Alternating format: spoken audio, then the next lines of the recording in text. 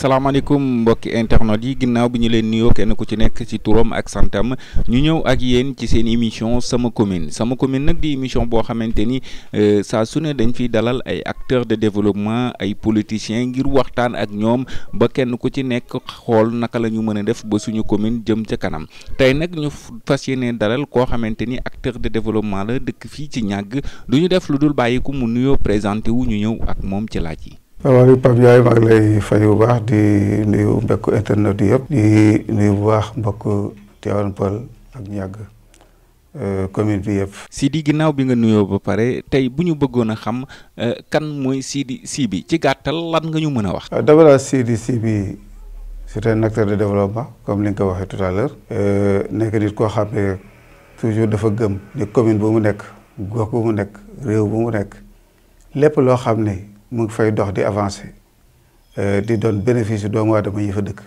mu bokk ci wala mu bokk ci ñi koy xalaat. gis nañ ni da nga bokk ci benn parti ñu di ko wax parti APR nga bokk ci membre fondateur yi fii ci commune Tivaouane Peulh Niague lan nga ñu mën a wax ci parti boobu. waaw dëgg la parti APR dafa ci bokk ci bokkin boo xam ne comme ni nga ko wax ci membre fondateur yi la ndax li tax ñuy membre fondateur moom mooy bi APR laata muy sosu ñu ànd fii ak président Macky Sall nekk fii ci gouvernement bi mu am jamono mu ñu bun xatal ko lool te ma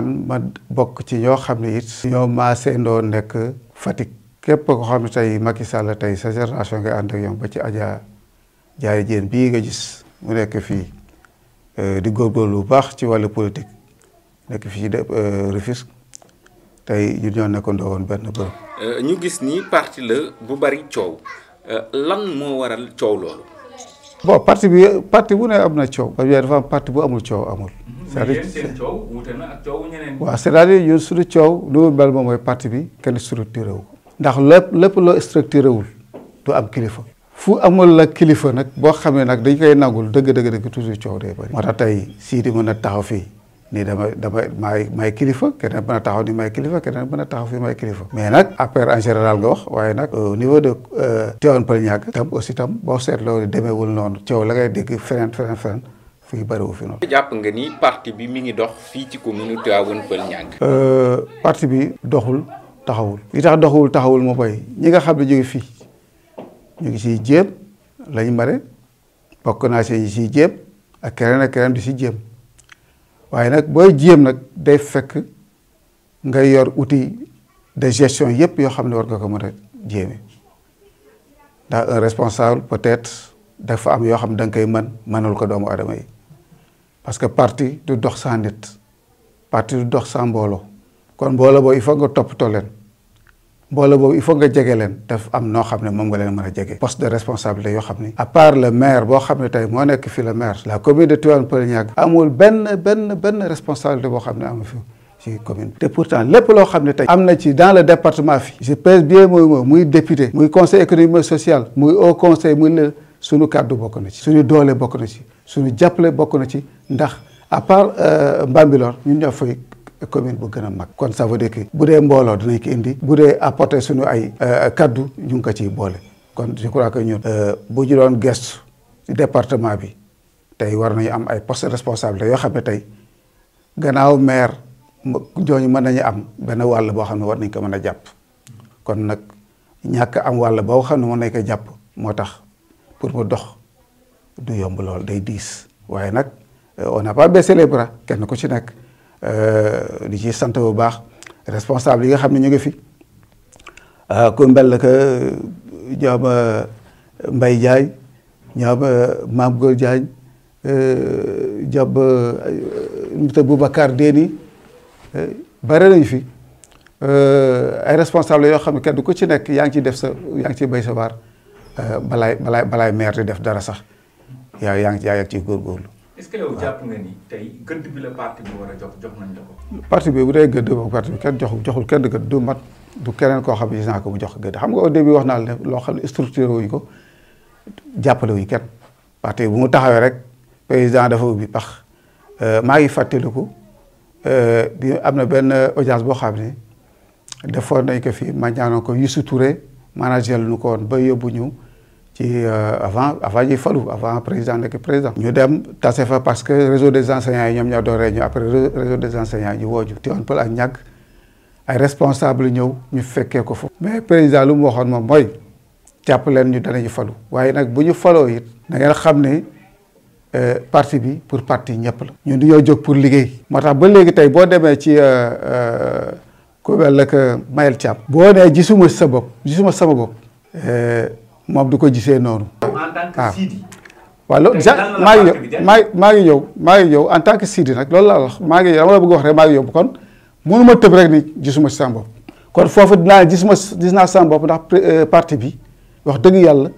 mu ngi nuy yóbbu foo xam ne wala di développé loo xam ne tey duñ ci am gàcc. kon loolu tax ma ne kon gis naa sama bopp foofu. waaye nag man ci sama bopp ak samay morom je ne veux pas être égoïste. parce que su ma nee man rek day mën nekk man rek man maa seconde di liggéey. et pourtant am na ñoo xam ne ils sont dans l'ombre liggéey fi kenn feeñul.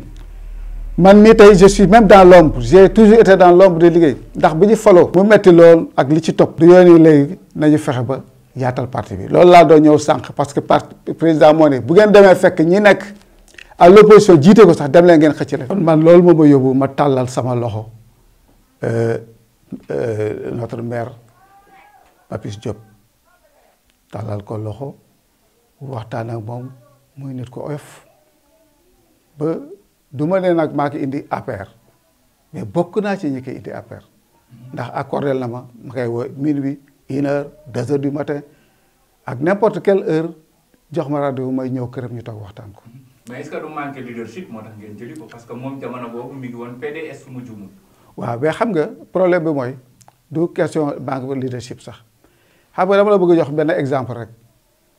jamono yi PDS. kii ñëw na fii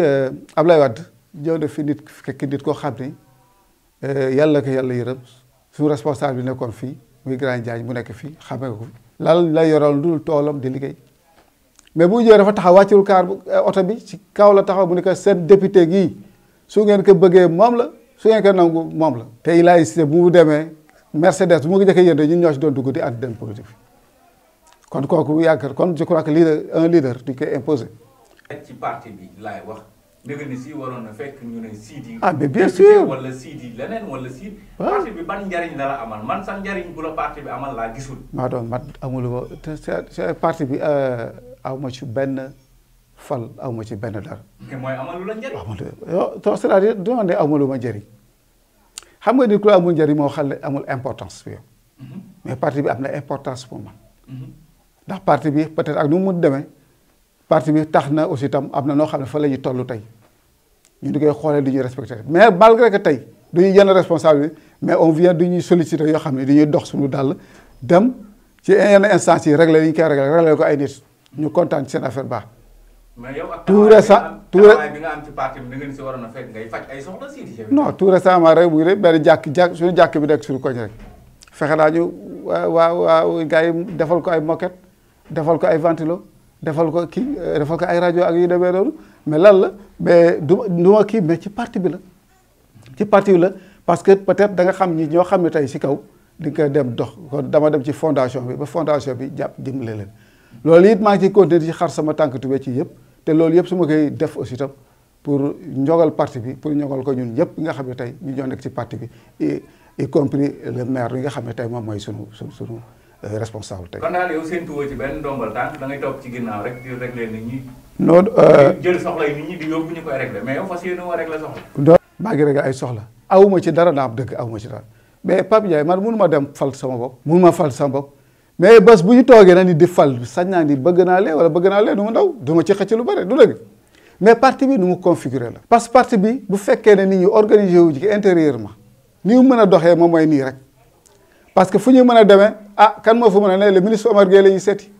le ministre Omar Gueye nag moom mën a seet ku ko neex ne diw ak diw suba am nañu réunion combien de réunion moom moo am fii yoo xam ne ñun duñ ko yëg man du ma ko yëg te lépp loo xam ne moo doon ñëw ci parti bi muy xaar si muy yëg man la ñuy woo man maay ñëw doon dem boobu dara amul mais kon parti bi moo doxee noonu comme que structuré wuñu ko ca kaw mënuñu ne boo demee ne wax leen nag Sidi non boo demee wax leen nag ka fa fal wala boo demee wax leen nag ministre loolu moom moo fi am te kooku duñ koy nangu loolu moo fi am parce que parti moo structuré wul waaw. ñu ngi def man li ma war Sidi maa ngi koy def bind naa demande d'audience boo xam ne bindi naa ko commencé ko ca le maire ba ca suuf ba ci ñenn ñi responsable yi kenn ku ci nag sa yow mii xam nga ci dara muy 3 pages yoo xam ne ñu kenn ku ci nekk sa tur sa numéro téléphone pour président nañu recevoir ñu ak sunu maire pour au moins ñu wax suñu soxla ne ko nag ñun benn pal lañu fi am moom mooy maire te maire ñun ñoo ko fal du yaa ko fal mais du ñu bëgg benn poste responsable sax ñu mën ko am wala ñaar wala ñett fi directeur de société ngi fii leneen ngi fii chargé de mission ngi leneen ngi fii mais quand même lañ ko ne tool nag bu fekkee bëgg nga nag wax dëgg yàlla tool ba naat da nga koy wut li koy arrosé tool boobu nag la koy arrosé ci yeneen wet yi moo amul seul le maire ngay wax bu sonnee toog bu sonnee tëju téléphone nit la dañ d' accord ci loolu. est-ce que jàppoon ni parti bi da leen seetaan. daf na seetaan. mais d' accord nga ne APR amul la njëriñ. APR kenn man defal ma benn njëriñ. d' accord nga loolu. waaw benn njëriñ amul ko à l' instant. dara du man kenn man ak sama ay morom maanaam ñoom Bas Faye jëkk Tivaouane Peulh ñu ngi c'est des leadership yoo xam ne ñoon dox seen tànk ñun ñëpp ñuy dox suñu tànk dem fenn ñun ñu ngi ni man xottu oto bi ma amoon sax yàqu na ci parti. ndax dama installé lu ñuy wax benn plateforme bu ñuy wax Fidèle à Macky plateforme boobu Fidèle à Macky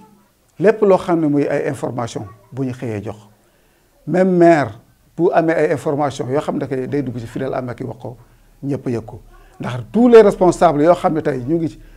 war nañ fa nekk jóge fa ba xam ne information bu dalee ci ñoom dañuy fexe ba bu ñu demee le soir dañuy fexe ba jotale ko seen militants yi donc kon je crois que information foofu mu ngi dox sous forme de réunion yu ngi koy def ndax lépp loo xam ne bëgg nañ ko dañ koy dool lépp lu ñu naqari it ñu ngi koy wax ci Fidèle à Macky wax ko ak respect donc dana kii gox bi yow goxu Tivaouane Peulh ñàkk yëpp. si di ginnaaw bu ñu jógee ci parti APR ñu daal di ñëw ci li nga xamante ni mooy commune Tivaouane Peulh ñàkk yéen ngeen jiite tey bu ñu doon wax seen mandat mën nañu wax ni jeex na da ngeen am prolongation mooy seen chance 5 ans yooyu tey boo ko doon xayma noo mu koy xaymaale ci lu positif wala lu négatif. man personnellement su ma koy xaymaal dama koy xaymaal ni dafa positif. dafa positif waaw.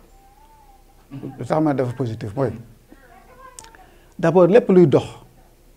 da nga koy xool ci contexte bi nga xam ne moom lay doxee. fii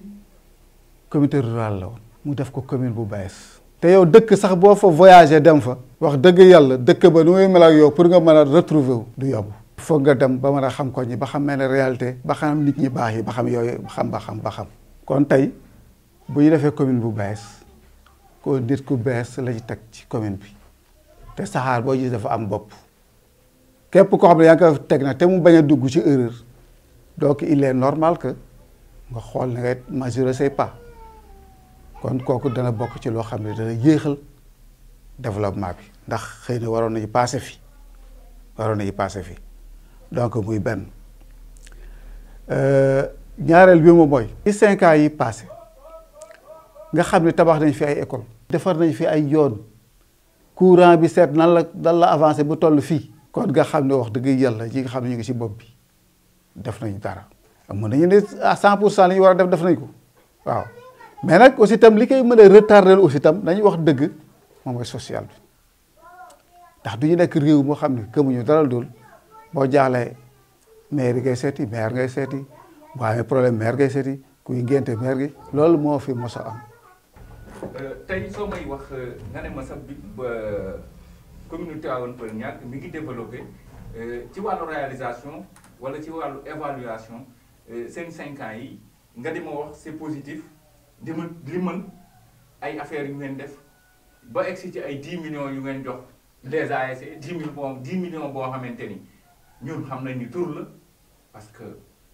tout récemment seen final daaw bi problème mu parrainage la ñu amoon sànq yaa ngi may waxi yoon dinañ ci ñëw mais man day xaw a ëlëm sama xel ci yow boo toogee fii gis commune Tivaouane Peulh ñàkk ni mu mel en tant que acteur de développement nga ne ma commune bi mi ngi dox man loolu daf may xaw a jaaxal. waaw xam nga man duma un conseiller pour défendre conseiller. mais acteur de développement moo gën a ko conseiller. waaw mais c'est-à-dire dama la bëgg a wax rek de. man sama gis-gis ak la ma gis muy dox ci commune bi kon man dama ne c'est positif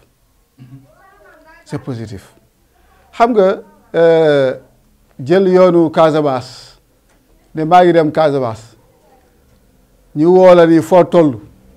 nga ne maa ngi toll jululu waa may toll xaw ma fan yoonu Casamance xam nañ ne Casamance ngay jëm yow mi nga xam ne sa voyageur mu ngi dem sa xel dana dal ne mu ngi dem dana yegg à l'heure c'est-à-dire sànq dama la ne rek ci njalbeen bi nit ñi day xool na ngay doore xam nga am na commune yoo xam ne tey fii ñoom dañoo nekkoon maire di développer affaire yi ba balaay kii bi la di fekk si ñoom bi ñu ñëwee dañuy tegu ci raay bi rek dem mais fii boo ñëwee da nga war a defar raay ba nga war a doxee da nga war a xool sens yi da nga war a xool sens yi da nga war a xool sens yi xëyta waroon nga commencer à 10 waaye yaa ngi dem commencer à 20 parce que da ngay xaar di xool ba ci yoon bi kon temps boobu war na la mën naa ne mën na bokk ci luy yéex mais boo xoolee ci temps bi li nga xam ne lépp loo xam ne mu ngi ci yoon di yéex am na yoo xam ne pare ci am na yoo xam ne ñu ngi ciy jëm di jeex tey développement du pour développer du jeex école li fi nekk doyul tu dëgg kon du gën di góorgóorlu jëm di kii projet yaa ngi dem am na projet école yoo xam ne ñu ngi ko war a commencé fi. mais ba léegi ñu ngi am ay abri provisoire. waaw mais rek abri provisoire bu fekkee ne ay mëbët taxaw na man mi bokk naa ci délégation yi nga xam ne ñoo demoon ba seet entrepreneur bi seet place yi foofu bokk naa ci kon xam naa ni luy dem la état rek nguur luy dox parce que fii tam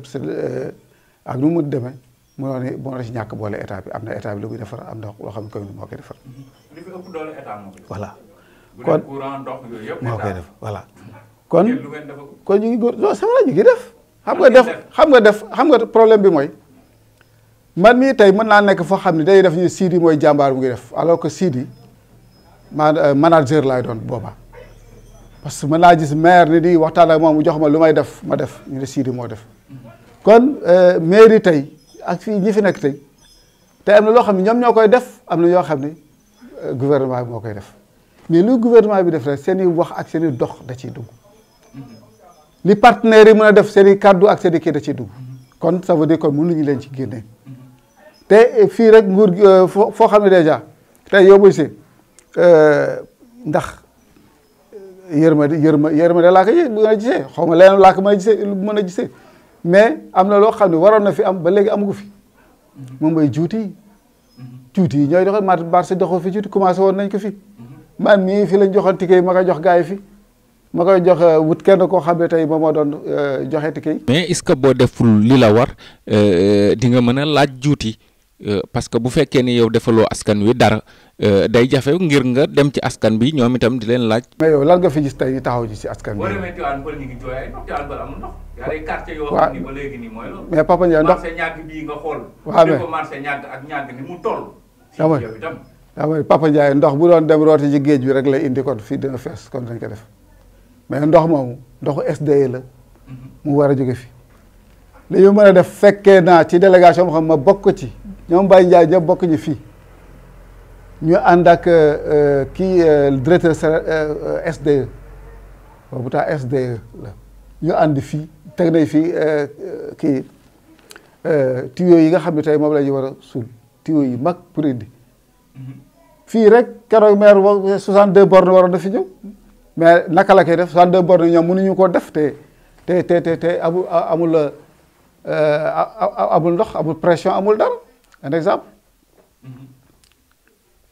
lu amul pression amul dara mënu fi ne kon kooku waa SDE ñoom ñoo ni loolu ndox boobu mënuñu ko fi def fi tant que pression boobu parewul kon projet la bu pare boo xam ne mu ngi war a ñëw mais projet nag bu pare ba maire ñaan li muy war a jaar dox li mu war a dox yëpp ba déplacé woon lay indi leen fii ba ñëw nañ ba si cité Tawfekh yëpp war nañ ko mais quand même defe naa loolu ko lu ñu teg suñu bët la mu ngi jëw mais nag il faut que nit aussi day gëm yàlla di toog di xaar waaw dooni bu ñu yekkee rek laay gëm non mais quand même luy commencé di xeeñ quand même war nga kaa mën a gëm. balaa nga ay yoon jar ñuy génn fii boo ñëwee ci ñàgg nga xool ñàgg quartier bu ci nekk tey waroon ngeen ma mën a def ay yoon ba oto yi di fa mën a dugg di fay ay 100 francs nit ñi di dem di ñëw loolu amu fi. loolu rek du yàgg même maire il l'a dit bouche à oreille sax. yooyu sax. il m'a dit depuis seen premier jour. non c'est vrai wax. non mais loolu la parce que mbir bi tam Pape Ndiaye mu ne kenn mënul doorandoo lépp. kenn mënul doorandoo lépp dama ne la loolu la wax dëgg la dama ne la social bi rek déjà moo bloqué nit ñi fi. social. xam naa ne du waxu maire du waxu keneen dama sama waxi bopp la. xam naa ko def naa ko ci aussi ñu bari tam day ñëw lépp loo xam ne tam ñu ngi suñu xalaat la loo xam ne mën nañu xaw seet ni peut-être lu rafet la ñu ciy waxtaanandoo donc comme man comme keneen comme yow ci gis bi ñu am pour jàppale xam ne ñi fi nekk ay conseillers ay nit lañu wala ay sunu xarit lañu yoo xam ne peut-être démb ak barke démb yu ñoo nekkandoo yàlla dogal leen tey ñoom ñu nekk ay conseillers waaye nag leneen mën a dimbale nag dëgg moom mooy ñu defar leen jox leen seen i responsabilité pousser leen jox leen ay formation defe naa war nañ la mën a wax lu avancé ci côté boobu. yow jàpp nga ni élection locale yi ci ñëw yéen am ngeen fitu jàkkaarloo ak askan wi di laajaat. mais lu tax. am ngeen fit boobu. bien sûr sax amuñu fi rek. mais lu ngeen def ba tax ngeen yéen di ñeme ngeen lan ngeen di présenté askan wi. kan dañuy présenté xam nga askan bi tam du ñu dof xam nañ nu mu demee. xam nañ ne bi ñu dooree fii fu ñu dooree xam nañ lañ man ña ngi koy def mbir mi yoon la mënuñu def lépp nag mënuñu def lépp mais amee nag balaay élection yooyu jot di nga gis réalisation yoo xam ne pare na di nga gis yoon yoo xam ne pare na. kon yéen bu man am na yoo xam ne non du loolu. mais bu dul woon prolongation bi yéen lan ngeen di présenté. non bari na. tey boo woon tey dama ni boo woowee tey maire tey yow xam nga si dara yow xam nga ni tey ñàgg yooyu ni mu mel tey mel woon noonu. non man moom ñàgg gisuma lu changé franchement. je veux changer. non soo may wax marché bi nga may wax te marché bi loolu moom mooy loolu. waaw marché bi di nga ci boole. mais marché bi di nga ci boole. mën nañ ko ci boole. éclairage public di nga ci boole. éclairage public mën nañ ko ci boole mais ñu leeral askan bi que ni c'est l'état. loolu aussi dafa am solo. waaw mais. yéen bu leen jël li état def di ko mbubboo. mais li état def état la loolu waxal leen ko état. mais yéen en tant que collectivité locale la ñuy wax. waaw mais d'abord état même état bu defee tey collectivité locale bi dafay def. loolu la bilan collectivité locale bi lañ soxla. waaw non bilan collectivité locale bi je crois kooku moom maire lañ koy laaj. kilifa gi lañ soxla. waaw moom lañ koy laaj. mais yow en tant que acteur waaye man aussi am nga ci part de responsabilité. sama gis-gis laay wax. man bu mu laay sama gis-gis laay wax. tey maire def na fi ay responsable def nañ fi. kon kenn ku ci yaa ngi def fi mais am na def yoo xam ni tam gis mën nga ko gis ni ci kaw mais am na yoo xam ne itam c'est immatériel. kon kooku yëpp tey yooyu yëpp ci développé la bokk. mais yow en tant qu'acteur de développement man nag je suis le coordonnateur de l'APR au niveau de Tivaouane Peulh Niaga donc di coordonner les actions de l'APR ak yi demee noonu di dem ci ay élections yi di def ba fexe seet naka la ñuy gagné. kon jàpp nga ni bu ngeen demaatee élection fi mu toll nii da ngeen di gagné. si am nga ci yaakaar ni. non day kooku moo amul kii sax dañuy gagné sax dañuy gagné. askan baa ñi ñuy woote la woon ñu ngi fi.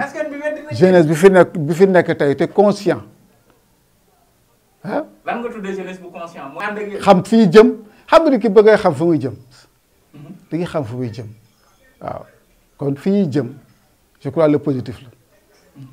waaw. ginnaaw loolu Sidy ñu daal di dugg ci li nga xamante ni mooy pôle urbain bu Lac Rose. ñu fas yéene koo def fi nga xamante ni mooy communauté Tivaouane Peulh Niaga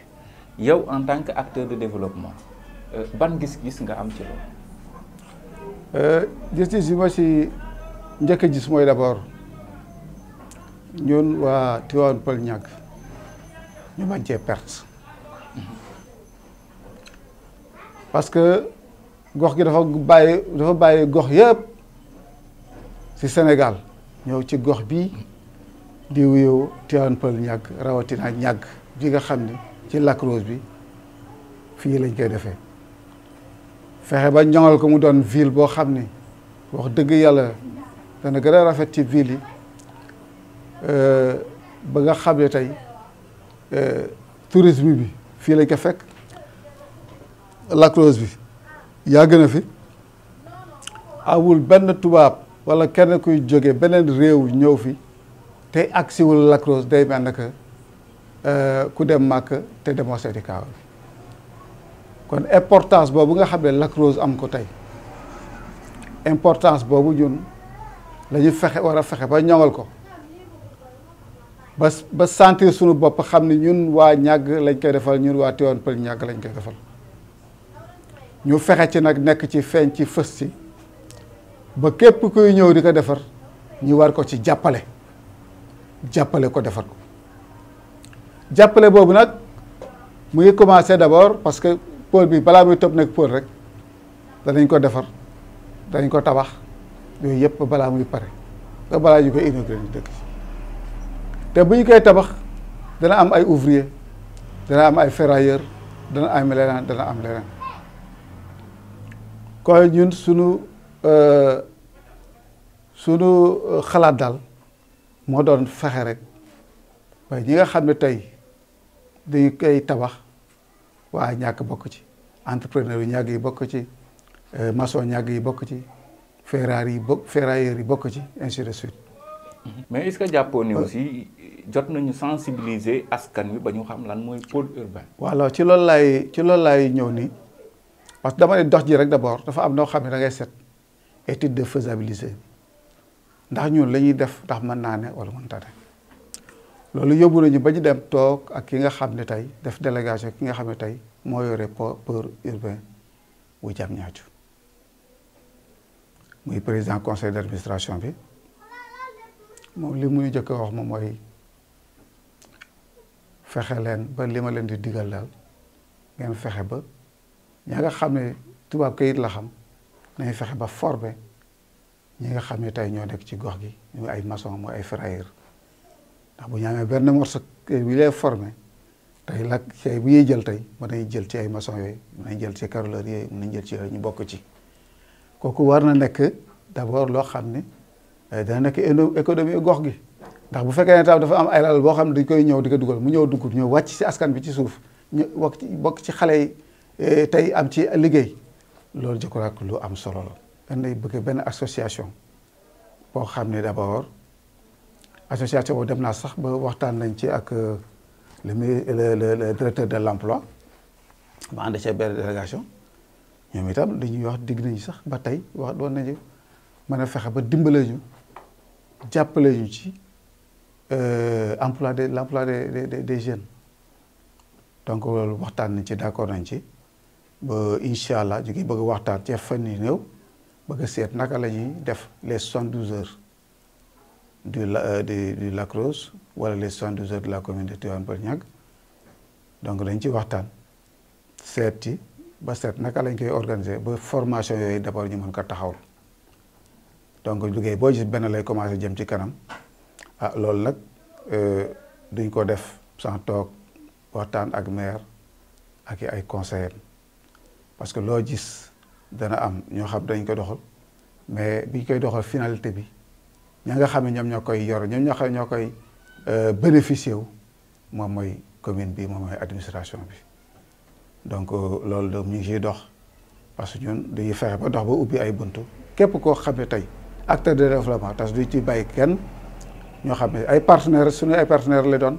moom mooy les hôteliers yi moom mooy les artistes ak yeneen yoo xam ne vraiment tey mënuñu dem sans ñoom. daal jàpp nga ni pôle urbain bi développement la ci commune Tivaouane Peulh. effectivement développement dëgg la développement dëgg la parce que pôle urbain bi déjà boo gisee plan bi sax nu mu demee digganteem ak Diamniadio nga xam ne tam ak nu mu munti demee nag dina fexe ba yëpp dina rapproché wu. université bi nekk foofu suñu université lay doon rek na nga bëgg rek parce que day gën a jege rek ba seetloo. mais est-ce que jàppoo ne aussi dina am lu mu def ci lac bi. waaw li muy def ci lac bi nag aussi d'abord ñun ñoo ci war a jëkk a taxaw. li ma la wax nii parce que bu fekkee taxawuñu fi def fi lu dëgër. boo xamee ñi nga xam ne ñoo fiy ñëw am fulla ak fayda xam ni kat ñi fi ne am nañ fulla ak fayda ndax bu gars yi ne Dakar fullaay jaay Dakar mooy booy jaay xee Dakar da nga ciy def prix téye ko di ko jaay. waaye boo ko téyee rek ku bëgg a Dakar ku nekk ma ñam bàyyi booy jaay booy jee dootoo jaay dara danañ ko ñam bu mu jeex. waaw kon nag fulla ak fayda boobu te gis naa fi ay jeunes yi fi am fulla yi yoo xam ne wax dëgg yàlla xam naa ni buñ ci taxawee waxtaan ci dañuy xam ni kat képp ko ñëw bëgg leen ñàkkuloo fayda wala leen ak leneen dëgg yàlla di nga jàmmaarloo ñoom. nag xam naa ni képp ku fa mosoon a am kër sax ba ci bëna ba yooyu doo ñàkk xëy kay da ngay gën a sant yàlla. ngay gën a sant yàlla waaw ñi fi amoon tool seen tool la am doole ñi fi amoon hôtel seen hôtel dañ ko may dinañ ko fexe ba may leen doole yooyu yëpp fekkee naa ko ci réunion bi. waaw kon xool naa perte amu ci. kon bu ñu fexee ba sunu entrepreneurs yi ak sunu jeunes yi bañ cee ñàkk dara def naa dootuñu ci ñàkk dara. bu ñu fexee it ba tey Lac Rose bi tous les ans wala tous les 6 mois ñu mën a ko fexe ba tey dañu amal njëriñ. ba fexe ba tey adduna bi yëpp man fii daje sax. waaw mu nekk marché international sax wax dëgg yàlla koo gën a sant yàlla je crois que ay waxtaan la rek. yoo xam ne ay justice la yoo xam ne si du Sidi kenn mais ñëpp mën nañ ko bokk. bu dee ni nga ko waxee noonu la nar a amee nekk na lu am solo. loo tax sax ba def kii bi 72 heures du lac si nga def nañ ko benn ba yow bi nga xam ne sax yow homme de média nga boole nañ la ci pousse parce que pour yooyu it nga mën a xam mbir mi buy tëddee parce que mënuñu dem aussi sans yéen ndax lépp loo xam ne tey bëgg nañu ko wala état jot wala keneen jot ci kaw aussi tam tey bu jaaree ci yéen war na mën a àgg fu muy àgg. kon ñun waa Tivaouane Peulh Niaga tey Lac Rose bii ñuy bëgg a mettre en valeur bëgg nañu ko bu ñu ko mettre en valeur ñu fexe ba jeunes yeeg ñi fi dëkk ñëpp am valeur. valeur boobu nag tey ñoom ñoo ciy jàpp fexe ba suñu jeunes yi ñu impliqué leen ci fexe entrepreneur yi ñu impliqué leen ci fexe ba jongal lépp loo xam ne tey ñun ñoo bokk Lac Rose bi ñu fexe ba di koy gérer di ko mettre en valeur tous les ans waaw. boo doon tàggoo lan ngay tàggatoo. li may tàggoo rek boobu mooy d'abord dama lay sant di la gërëm di la ñaanal aussi sa studio bi yàlla gën ko fexe ba mu gën a am barke avancé bu baax a baax a baax a baax ba tey mu nekk studio bu mag nekk télévision bu mag njëriñu askan bi ndax xam nañu fii bu gën a yaatu bu gën a am barke rek njëriñu réew mi dina gën a avancé li ngay laaj ci commune bi ak leneen dana gën a mën a avancé ndax yow itam yaa ngi bay sa waar ci lépp kon itam dañu lay ñaanal rek di ñaan aussi itam nit ñi ci mbas bii nga xam ne moom la ñuy ne nañuy fexe ba yàlla dimbala ñu ba booloo bi nga xam ne moom la ñuy booloo à chaque fois ci grand place yi ci football yi ci leneen ak leneen ci jeunesse yi man leen ñaax ñu kenn ku si nekk jéem a fexe ba tey li nga xam ne tey moom mooy feebar bi mu gën a bañ a propagé wu waaw loolu aussi itam di ko wax ñëpp di ko wax jeunesse bi di ko wax góor jigéen mag ak ndaw di ko wax ñëpp di ñaanal aussi itam commune bi yàlla def ba ñu mën la ñu mënul woon la leen manqué woon ñu fexe ba àggale ko ba wax dëgg yàlla ku fi ñëw gën ñoo naw di ñaanal parti bi yàlla def fi bëggante ba fi déggoo fexe ba président Macky Sall tam ñu lancé appel mu fexe ba tey xalaat ñu tey nga xam ne département bi lépp loo xam ne tey avancé na fii tey ci département bi tey suñu loxo ngi ci suñu tànk ngi ci waaw kon loolu rek daal loolu